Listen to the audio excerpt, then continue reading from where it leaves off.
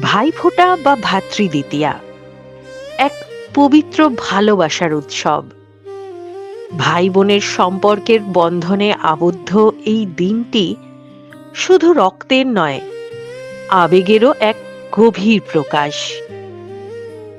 কার্তিক মাসের শুক্লপক্ষের দ্বিতীয়া তিথিতে পালিত হয় এই শুভ উৎসব, যে উৎসবের মাধ্যমে বোনেরা ভাইয়ের কপালে ফোঁটা দিয়ে তার দীর্ঘায়ু, সুখ আর মঙ্গল কামনা করেন।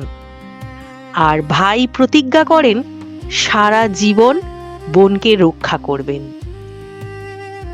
ভারতের বিভিন্ন প্রান্তে এই উৎসবের নাম আলাদা আলাদা। পশ্চিম ভারতে ভাই দুজ, মহারাষ্ট্র, গোয়া ও কর্ণাটকে ভাই বীজ, নেপাল ও দার্জিলিং অঞ্চলে ভাই টিকা বা জোম দ্বিতীয়া নামে পরিচিত। কোথাও এটি দীপাবলির শেষ দিন, কোথাও আবার স্বাধীন উৎসব, কিন্তু অর্থ একটাই, ভাই বোনের ভালোবাসা। ভাইফোঁটার উৎপত্তি নিয়ে রয়েছে বহু পৌরাণিক কাহিনী। চলুন জেনে নেওয়া যাক সেই সব মনোমুগ্ধকর গল্প। প্রথম গল্পটি বিষ্ণু ও লক্ষ্মীর। একবার বিষ্ণু নিজের শিষ্য বালিকে বর দিতে গিয়ে তাঁর কাছেই বন্দী হয়ে পড়েন। ব্রহ্মাণ্ড জুড়ে বিশৃঙ্খলা, আর দেবী লক্ষ্মী দুঃখে কাতর। বিষ্ণুকে ফেরানোর জন্য তিনি বালিকে ভাই রূপে গ্রহণ করেন এবং কার্তিক মাসের শুক্ল দ্বিতীয়ায় তাকে ফোঁটা দেন।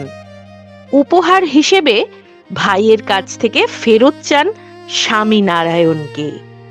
সেই দিন থেকেই শুরু হয় ভাইফোঁটার প্রথা।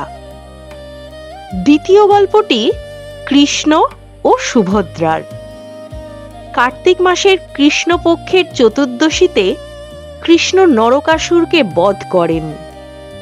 দ্বারকায় ফিরে এলে বোন সুভদ্রা কৃষ্ণের কপালে বিজয় তিলক এঁকে দেন এবং মিষ্টি খাওয়ান।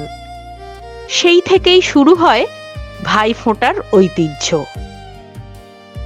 তৃতীয় এবং বেশ জনপ্রিয় গল্প যেটি, সেটি হলো যম ও যমুনার গল্প। এই গল্পে বলা হয় সূর্যদেবের সন্তান যম ও যমুনার কথা। বিমাতার কারণে ছোটবেলায় তাদের বিচ্ছেদ ঘটে। অনেক বছর পর যম দিদির বাড়ি গেলে যমুনা আনন্দে আপ্যায়ন করেন ভাইকে। ভাইও খুশি হয়ে দিদিকে বর দিতে চান।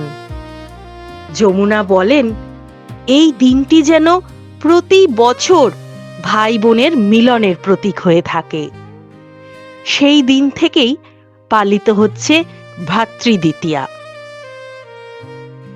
যে নামেই ডাকা হোক না কেন, ভাইফোঁটা, ভাই দুজ, ভাই বীজ, ভাই টিকা, এই উৎসব একটাই কথা বলে, ভালোবাসা, যত্ন এবং চিরন্তন সম্পর্কের বন্ধন। এই বিশেষ দিনে সকল ভাই বোনের প্রতি জানাই অনেক শুভেচ্ছা। শুভ ভাইফোঁটা। ধন্যবাদ।